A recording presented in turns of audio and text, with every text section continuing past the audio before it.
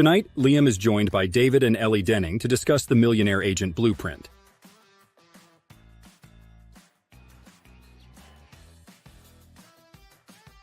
Here's the harsh truth about building an insurance business. It is and always will be a relationship business. 3 things that could transform your insurance business in 6 months. Getting specific on your ideal client avatar. When you understand who you're serving, you can speak to your ideal clients' problems and their pain. Thinking that your clients aren't on social media. Studies show that there's actually 302 million people on social media in the US alone in 2020.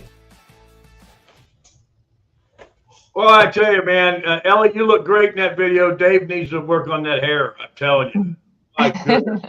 Hey, I'm glad to have both of you. Thanks for joining us on our live tonight. We got a little bit of housekeeping before we start, and then we're going to jump right into it. Last week we had the whole life and the universal life battle, if you would say, and it went a lot better than we thought it would. Not that we never think we're going to have a great show, but it was a great show, and people are asking us to do another one, so we're going to do a webinar with that, and that's going to be really, really cool. Next week we're bringing back the Roth conversion guys. They're going to be here, and that'll be in our outro as well. And so a lot of you guys have been asking us about the mastermind stuff that we're going to be doing. The one that we did with Tom Hegna, that's going to be released, the filming of that in 2 weeks. So that'll be ready to go out. And there's a lot of special guests in there. We had McKnight was there with his book. We had Harry Dent. A lot of people don't like Harry, but I love him. I think he's great. He's a doom and gloom guy about the economy, but that guy knows everybody. So Harry was with us, and there was a couple other guys. Davin Michaels showed up at our dinner, and Davin was really flamboyant and really, really special, and he talked about a lot of cool things too. So we will be introducing the next mastermind, and when that's going to happen, we're also going to be putting a package together. I told Dave and Ellie about it before the pre-show, letting them know in the green room, if you would, David. And I said something about we would have them as a guest, maybe if we're in Florida, or maybe if they want to go cross country to our Colorado site as well, and that would be awesome. I'm sure Ellie would like to travel and not just be stuck in beautiful Florida all the time. So maybe we'll take her to Denver, and you, Dave, can come out there and be part of our mastermind group. You would be great guests. So what I'm going to do is I'm going to open up to you guys, and I told David the only way he could come on, Ellie, was if he brought you with him. All right. Well, I'm excited to be here. Yeah. And so I will let either one of you can start, tell people what you do, how you're doing it, what's going on. I know you're great friends with Drew, and Drew's a big, I know he's already on here talking about himself. I think that's what he's doing. But we also want to make sure, Heather, don't forget to put the live on here or replay, and then the stuff on how to get to us on the events and stuff like that. But Ellie, you guys can go ahead and start, and we'll go ahead and see what we got. Yes, perfect. Well, I'm so excited to be on with you all today. And I've got my partner here, David Denning. We are founders of a Jumpstart Go and the Marketing for Insurance Agents Facebook group. We help agents with organic marketing. So how to establish a personal brand, how to fire their lead vendor and cut their lead costs, generate leads and opportunities coming through organic marketing. So Liam, thank you so much for having us on the show. We're so excited. David, give us a little something about you and your background. Yeah, no, absolutely.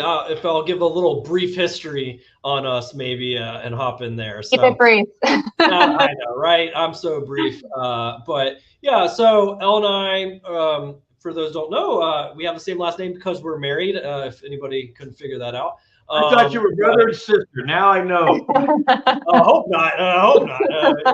Maybe you're in Florida, not Kentucky. Anyways, no comment about that. But yes, we've been running 2 companies together the last 10 years, married 13 years, but we all started back in high school. So I started dating in high school, both grew up in Atlanta, went to Georgia Tech in Atlanta. She went to SCAD in Atlanta, and both come from marketing consulting backgrounds. So we did that for real estate, insurance, tech startups, and software companies for years. And we took the location independent side to heart, very much so. So small team, handpicked clients, and we worked from around the world. So we lived in South Africa for a couple of years. We would run our place out in Florida, and we'd go work for half a year from Thailand, Vietnam, and the Philippines and come back, and really enjoyed it until eventually met a third partner of ours.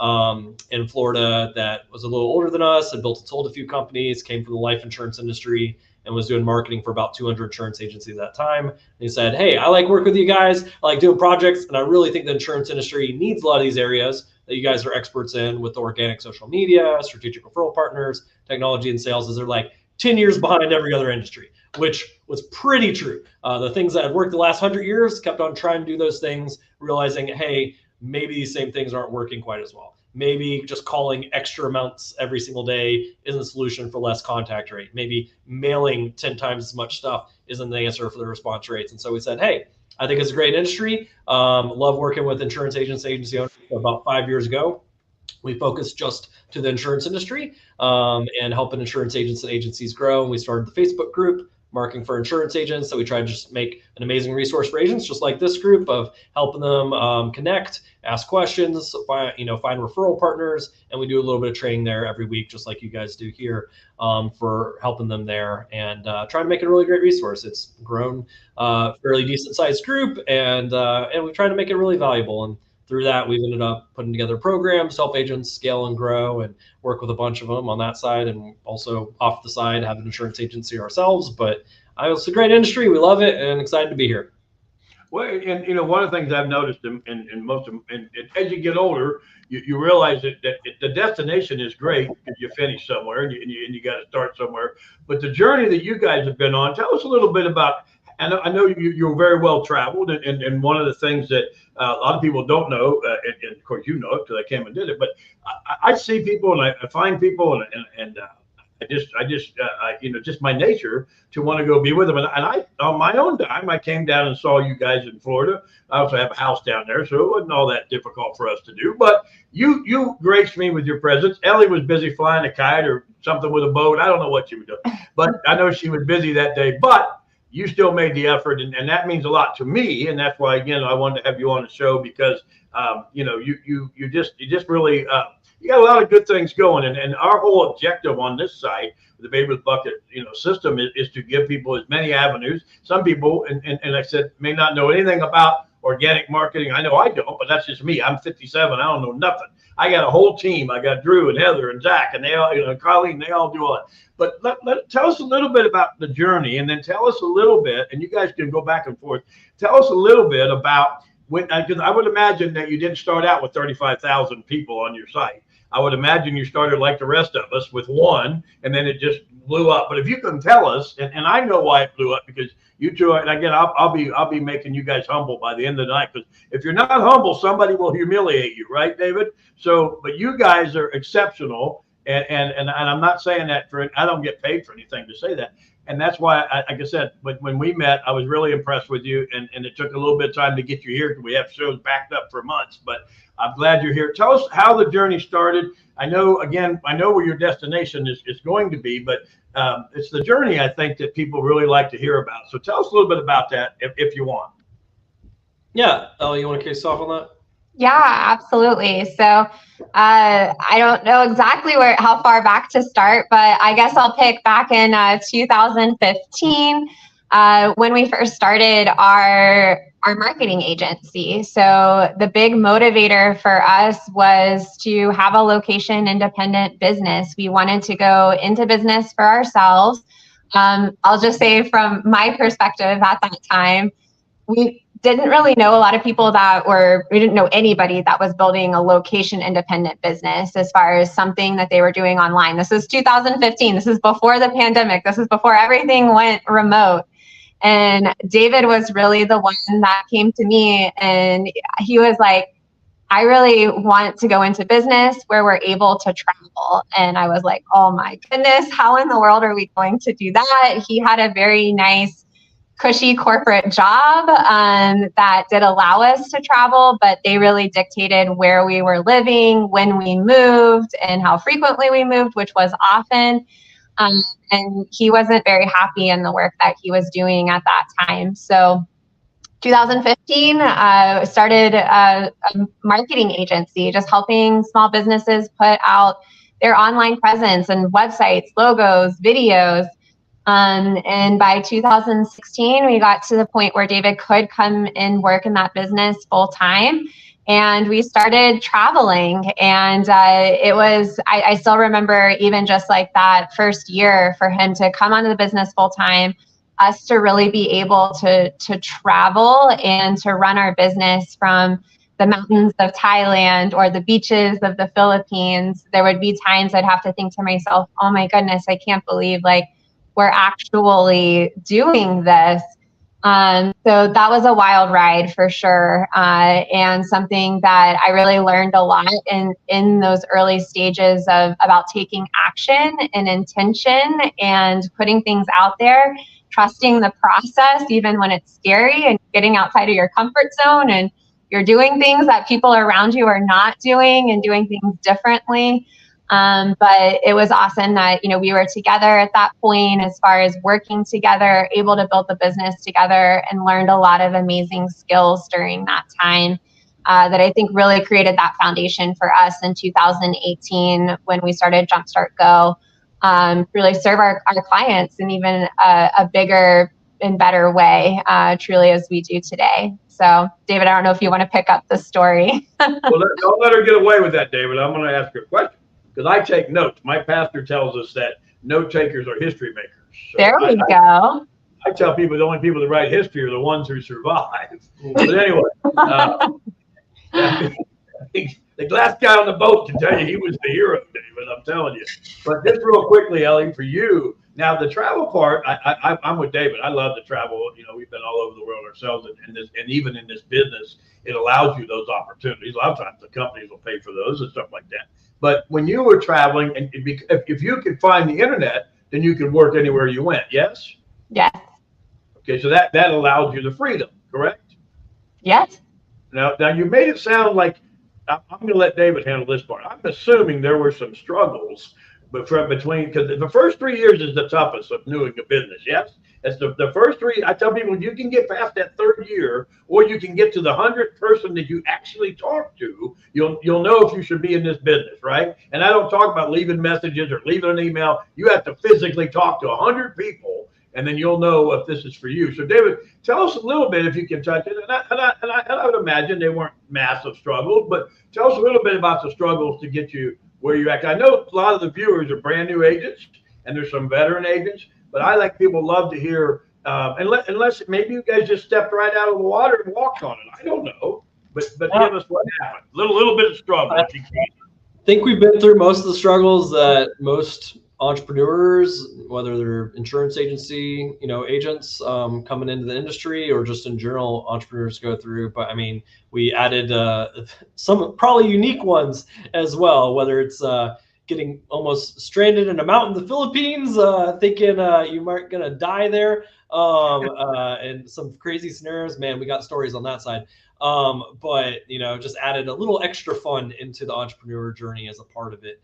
But I will say, I mean, just like anybody, it's you're right. Starting off from 0 clients, 0 presence, 0 connections, and starting to build a business is tough. It's full of the challenges. And I think, like any agents that maybe hop in this industry, think it's going to be a get rich quick and a nice and easy process, very quickly are smacked by reality that that's not the case. And then it really is feet to the fire. Like, can I push through challenges? How do I adapt? And how do I ultimately do the things I don't want to do? Because those are the things that push me forward, right? And so I think we had to go through a lot of those scenarios, and we just had the benefit of getting to do it together and being on the same team versus doing it by ourselves, and having some different skill sets as a part of it where we could complement each other. But I mean, yeah, we had to coach each other through challenging situations and initial cash flow on things. We bootstrapped everything. So we started everything from ground zero. We didn't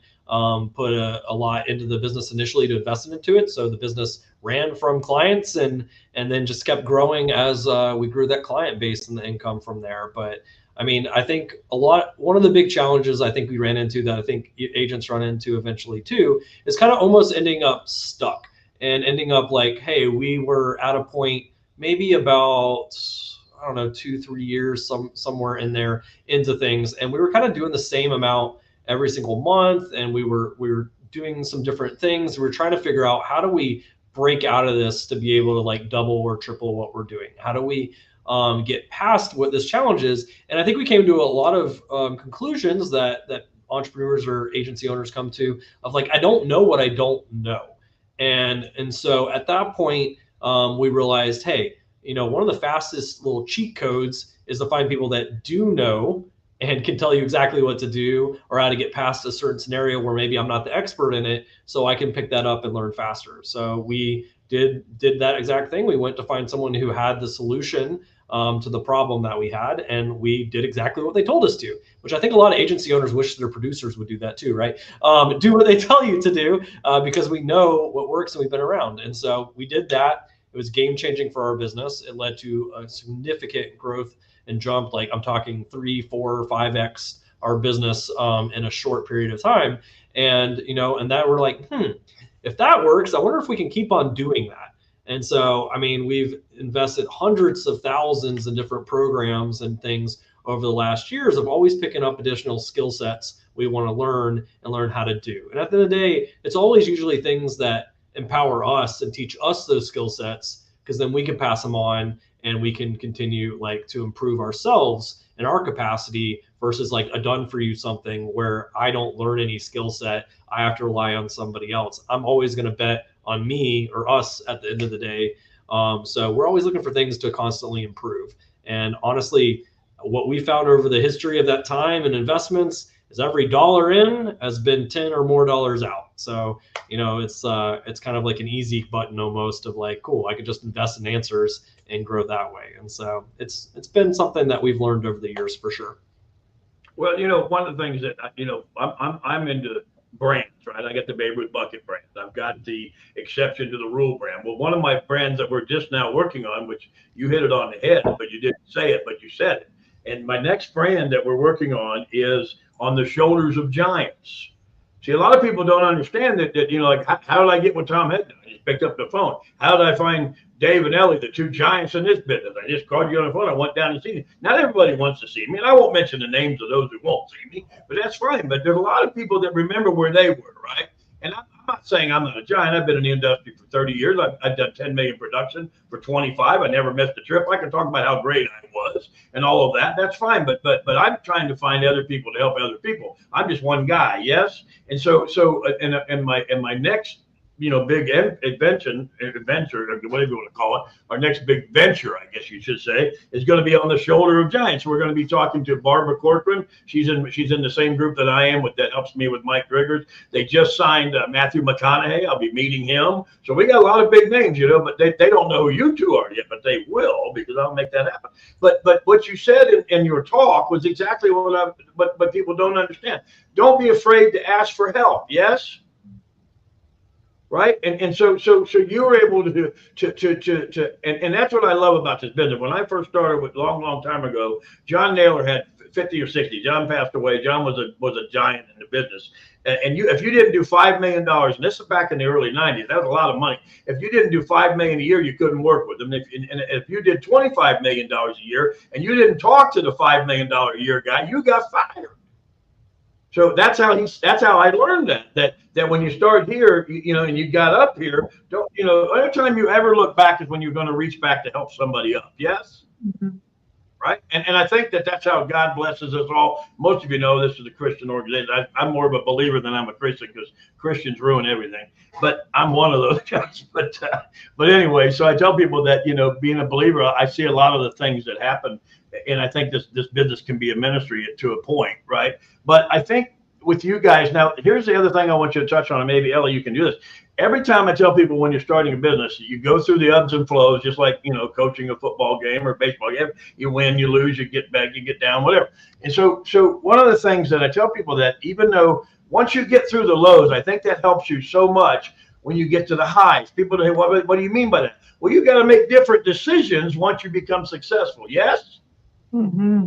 Ellie, tell me a little bit about once you started getting, and I hope I don't know if you've ever seen McConaughey's I'm Always Chasing That Hero, right? And you're never going to catch it, but I'm assuming you guys are still chasing a dream, right?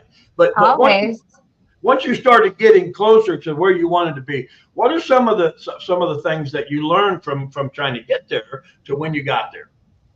Yeah, such a good question. So, I mean, I think as far as some of the biggest lessons, as far as just understanding like my own decision making process, and also knowing that lessons that you learn as you're coming up, and is that, when you first start out, you're very much like reliant on yourself to produce results. And it's just you, or maybe like you and one person. Like it was just David and I in the beginning. And one of the things, and this is something that we're still learning as we continue to grow a team and build our team, but that things that, you work on in the beginning are not always the things that are going to scale. And that's okay. Like it's okay that you do things in the beginning to, make those connections, have those conversations, get people on the phone, close the sales, those types of things. But as you start building team and growing through team, your decision-making process has to be a little bit different. Your systems have to be different in order to support your teams that are now making the decisions, or now maybe more client facing and engaging and doing the work that you used to do. And I think that's been one of the biggest areas for me of growth, as far as really starting to realize, okay, the decisions that I'm making not only affect me, but they affect the entire team.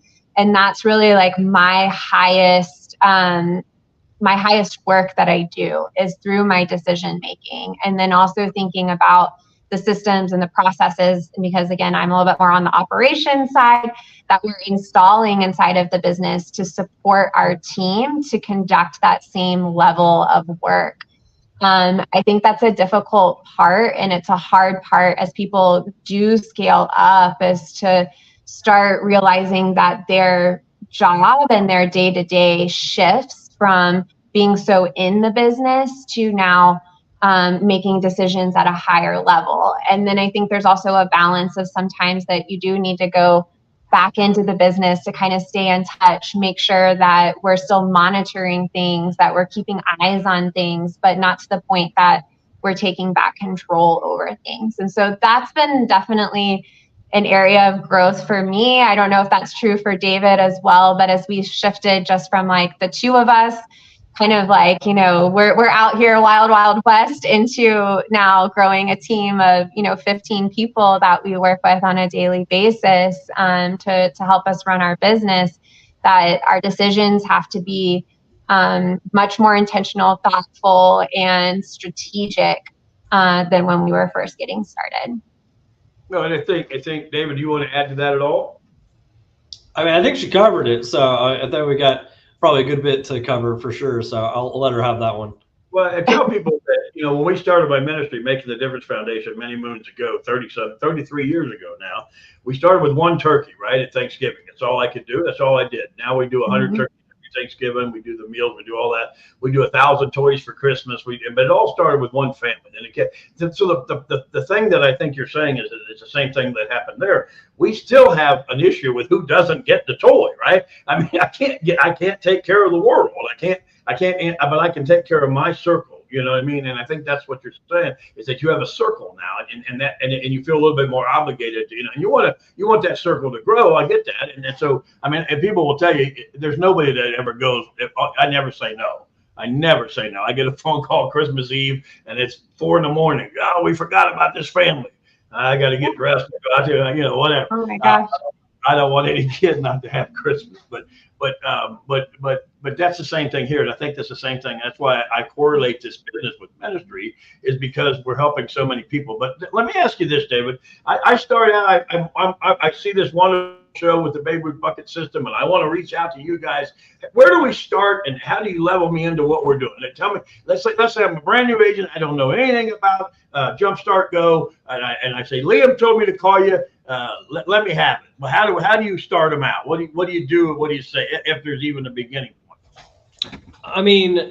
I started out by diving in with them, right? Like I'm not a one size fits all solution, and I'm all about finding the problem so you can solve the problems, right? So I think a lot of agents have similar problems, but they're all a little bit different on what's going to be the solutions for them. So that's where, like, overall, some of the stuff we dive into is is a lot on the social side, right? Like, I think that's where a lot of agents realize that it could be important. Like, it seems like a great opportunity. Like, I've heard other agents, putting that in place and stuff. And it's like, but I have no idea what to do there. I may be scared of it. I may be like, just don't understand how to leverage it. Or maybe I tried it and I didn't really get results because I didn't really know what I was doing there.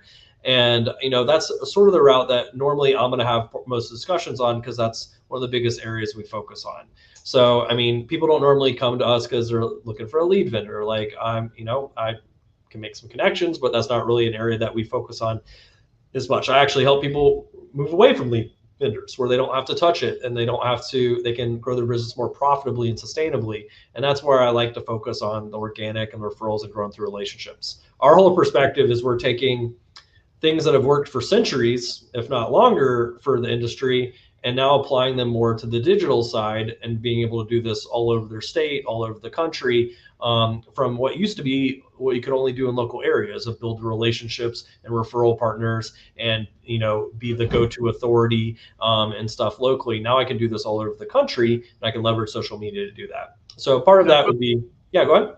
No, go ahead. No, so is it like, so you build a group for an agent and start them that way, or what would be a starting point? Like, if you're getting them away from the vendors, I get that part. But if I'm a new agent, what would be? I'm a little bit.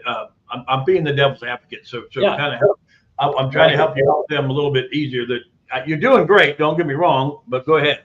I didn't mean to interrupt. No, actually, that actually brings up a good point. So at the very beginning, if I'm going to pull back, I'm going to, really go through with them on how social media even works, right? I think that's important to understand. If I don't understand how something works, then I can't leverage it for my business or as a tool, right? Like, if I don't know how a microwave works, I can't press the buttons and heat my food. So the same thing with social media. I need to understand how it works, or else I'm going to waste a whole bunch of time and energy on it, or I'm never going to actually use it at all. So it all comes back to like how the algorithm works, so I can actually leverage it. So Liam, how does Facebook make money?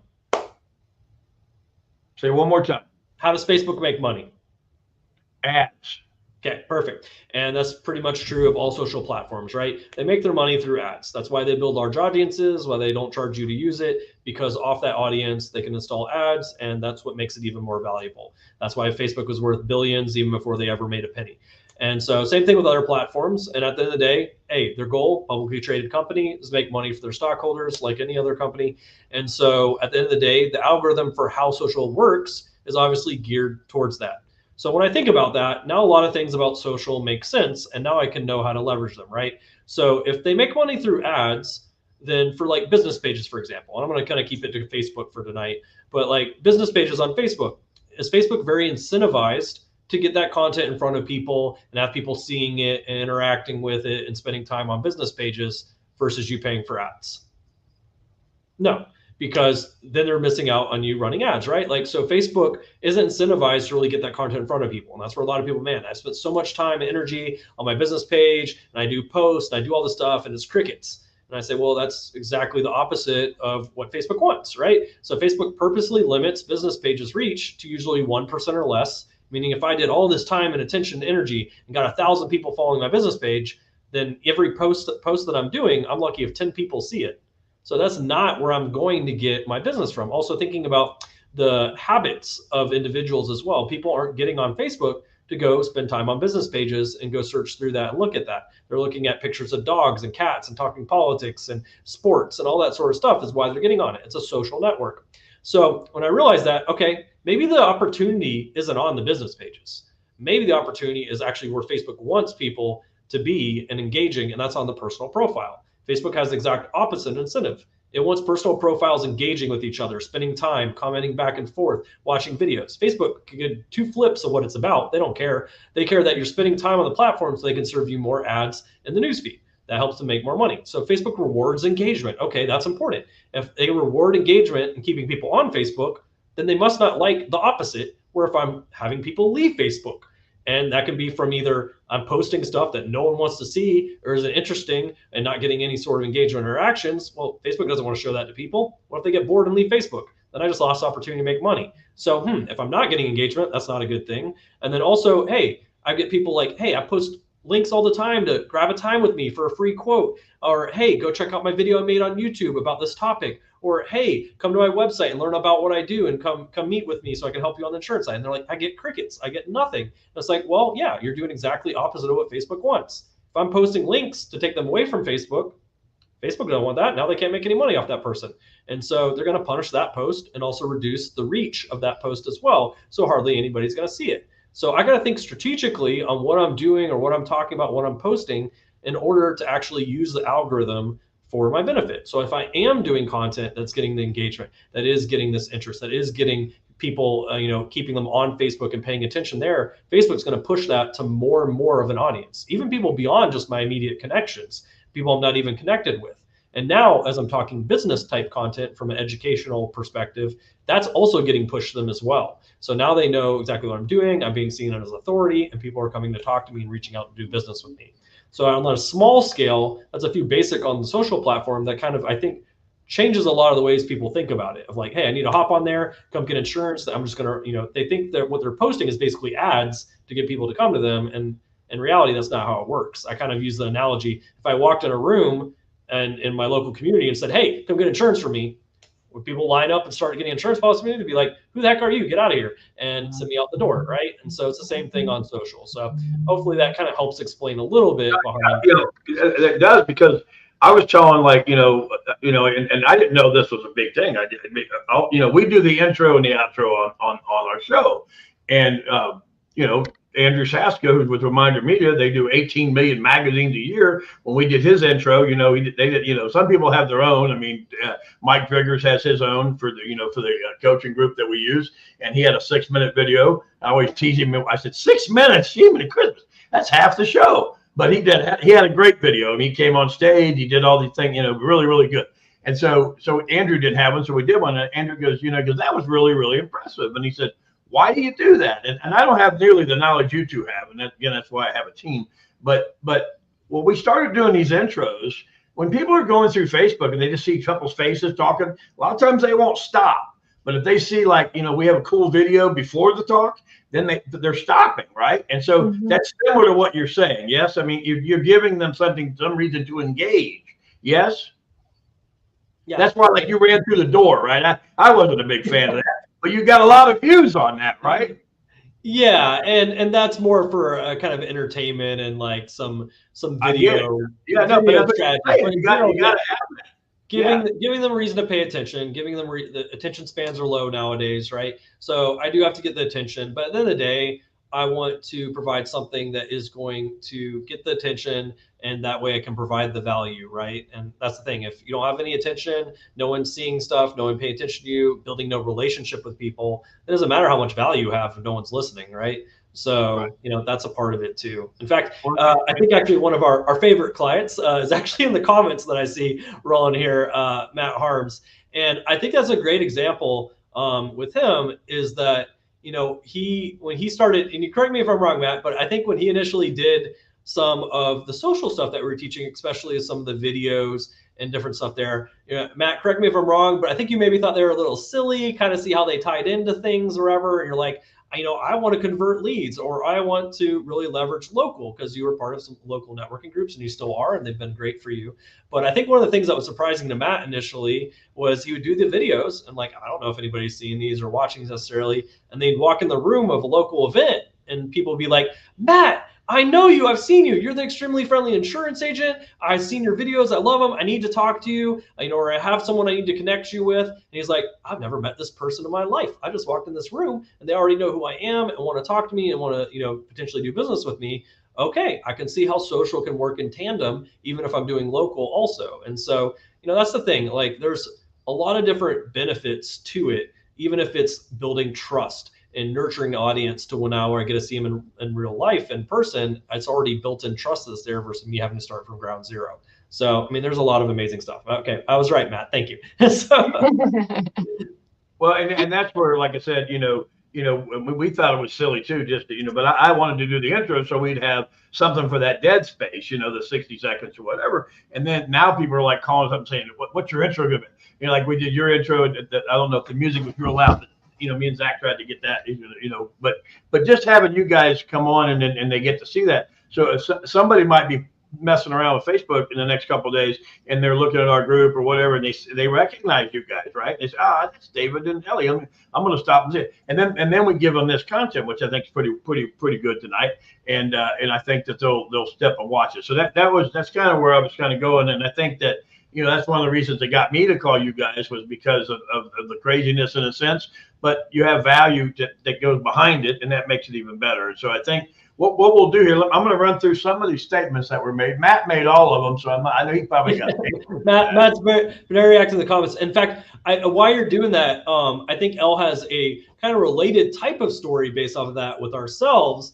Elle, you want to tell about how social media and the gym came together at one point?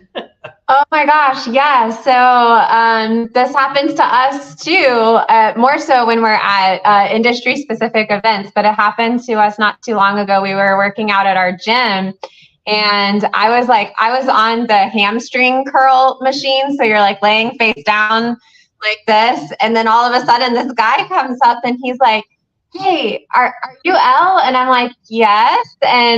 And he's like, I follow you and your husband on Facebook. I'm part of your Facebook group. He's like, I own an IMO here right around the corner in Cape Coral. I was like, oh my gosh, like how crazy is it that someone, like, we're working out at the gym. I'm like, David's over there on the squat rack. You should go say hi to him. I'm squatting. This dude's coming and staring at me, waiting for me to finish. He's just staring at me. I'm like, okay, I guess this guy wants the rack or whatever. And then he's like, hey, are you David? I was like, yeah, and we've never met this person in real life, and then he was like, wanted to introduce, and we ended up meeting at the office, ended up having really good conversations and stuff, but all that came from social media. I mean, that's a connection that happened virtually before it ever happened in real life. Yeah. Well, I think, like I said, you guys are doing a wonderful job. I'm going to have you guys come back, but well, I think I want to do next time, because I know Heather's been very patient. And Heather's in the background. She does what you guys do, and so does you. I think I'd like to have you guys on together, because she's more in that lane. So I probably didn't do the best job of asking you the right questions. But I think people will get to know you here, and we'll get them the contact information. One of the things that we talked about, and we'll finish with this, is the paper bucket system, and we're going to be talking to you guys about putting something on the vendor site for the paid clients, so they get a little special discount or something like that. I know you guys are going to come up with something and offer it to our people, and we appreciate that. And it has to be nothing big, but we want to make sure that if they're on our other site, that they can find you guys. But if they don't get on there, we still recommend you guys. So how can they find you guys if they want to get to you? I mean, I think one of the easiest things, and hopefully where they'll also just get a whole bunch of just initial value too, is the Facebook group. I mean, Marketing for Insurance Agents. I think there's so many great resources, and that social media has started to allow agents to hop in, that I think pre-internet, they didn't have any of this information to hop into. It was kind of like whatever my upline happens to tell me or whatever. And now they actually can go out and learn a lot of things, get a lot of knowledge just by hopping even into some of these groups, and getting to learn also, like, who would I even want to work with or learn from? And I think that's important, is like, an establish, some trust and some background even before they ever even say, hey, you know what, I would want to hear more about working with you guys. So I think the Marketing for Insurance Agents group is pretty straightforward and easy, and they get to meet us, see trainings, and get connected there. And then now, is there a .com to that, or how do they? Just on Facebook, Marketing for Insurance Agents, the Facebook group. I mean, I think it's nice, easy to connect with. That they want to go to the website, jumpstartgo.com or jumpstartgonow.com. But in general, they can shoot me a message. I read all my Facebook messages. I reply to them. I answer them. So if they would just shoot me a message, that works too. Well, and I know you guys have done us a big favor this week too, and you let your people know, hey, get over to this group. These guys train every week. They do, and all this is free stuff. We just give them every single week. Next week will be part 2 of the Roth conversion, and then the week after that, I told Ellie that we're working on a ladies' night out. We're going to have nothing but the top people in the industry, and Ellie would be one of those people. And so that's going to be a prelude to what we're going to be doing, because that's going to be a little bit bigger effort to put that together. But we're trying to do that all the time. We're trying to, people send me notes, hey, can you talk about this, or can you talk about that, or what are the things? We brought Phil Graham on. He's got a real cool product. And a lot of times that matches up with what you guys do, you know what I mean? And so it's all about networking. And I tell people the greatest part about this group isn't so much the information, but the fact that you can network with anybody. You can see, like, maybe somebody wants to talk to Matt because he's done business with you guys. So that would be a great guy to talk to. Talk to Drew, talk to whoever, whoever's on it. So we didn't really get any questions. We got a lot of great people. Matt must be wanting a free hat or something. All he talks about is how great you guys are. So give Matt a free hat or something. But appreciate him responding. That really helps helps us too, and we really appreciate it. But whichever one of you two want to sign it off, I'll let you guys say goodbye to everybody and finish it out with anything you want to say. And then Heather will put the outro on. And before you guys leave, we'll say goodbye to you on the backside. But thank you so much for coming. I hope this didn't waste your time. I know it didn't waste our guys' time and our ladies out there. I'm sure it looks like everybody's enjoying it. Again, put hashtag value on there. If they do that, David, I'll make sure that we get you the name of those people so you can maybe reach out to them as well. I love it. And thank you so much for having us on, Liam. We really appreciate it. You're awesome. Really enjoyed having lunch with you when you came down to visit and getting to chat. And guys, I appreciate you guys being here. I feel like we're even just starting to dive into a lot of stuff that we love, teaching and training on these things and helping out as much as we can. In fact, like our mission is to help 10,000 insurance agents do over 10,000 plus a month in commissions for a $1.2 billion economic impact a year. And that's just even like, for us, we like to see agents winning and therefore helping even more people and their insureds as a part of it. So I appreciate you having me here. I appreciate everybody being on here, and just encourage you guys in the industry. We know it can be tough at times, and that's where having a strong community and around people that can really help push you forward and grow is so important. And that's why I love social and helping people come together and really bring that value to helping agents grow and scale. That agents back then used to have these things. So I think it's even more of a reason that more agents should be successful today in the past as well. So I appreciate you being here. Elle, any final words as well? I just say get out there on social media, start building a brand, become known. Don't be afraid of it. Continue to plug into communities like this one. And Liam, thank you so much for having us on. Close us out, Heather.